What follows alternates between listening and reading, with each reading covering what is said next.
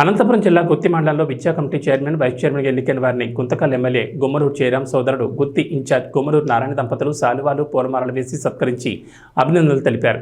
పట్టణంలోని TDP party కార్యాలయంలో గుమ్మనూరు నారాయణ ఆధ్వర్యంలో స్కూల్ కమిటీ చైర్మన్లు, వైస్ చైర్మన్గా ఎన్నికైన వారికి అభినందన కార్యక్రమం ఏర్పాటు చేశారు.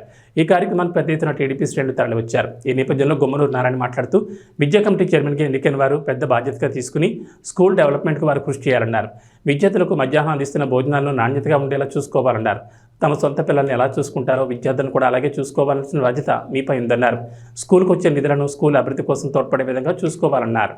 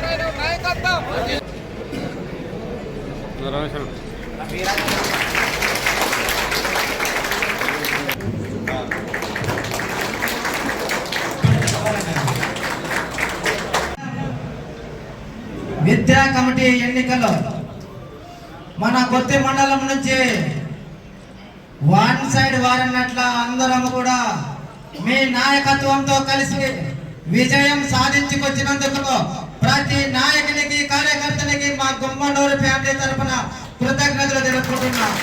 ఫ్యామిలీ తరఫున శుభాకాంక్షలు తెలియజేసుకుంటున్నానన్నా. అక విద్యా కమిటీ చైర్మన్ అంటే ఒక ఉన్నతమైన పదవి. అంటే మన పిల్లల్ని మనం ఇంట్లో ఎలాగైతే చూసుకుంటామో, మనం ఈ స్కూల్కి పంపించిన, మన కుటుంబ సభ్యులు పంపించిన మన పిల్లలందరికీ డొక్కా సీతమ్మ మధ్యాహ్న భోజనం అనే పథకంలో ఎలా జరుగుతుంది, ఏమి జరుగుతుందని విచారించే కూడా మీ విద్యా కమిటీ చైర్మన్ లో ఉంటుందక్క. అన్న, మీరు కూడా ఈ స్కూల్ డెవలప్మెంట్ కోసము ప్రతి ఒక్కరూ ముందుకుండి, మనకి బడి, గుడి, వైద్యం అనేది ముఖ్యం. అలాంటప్పుడు మన వైద్యానికైతే మన ఆరోగ్యం మీద ఎంతైతే ఇంట్రెస్ట్ పెడతామో, పిల్లల చదువుల మీద కూడా అంతే ఇంట్రెస్ట్ పెట్టాలనేదే నా కోరికన్నా.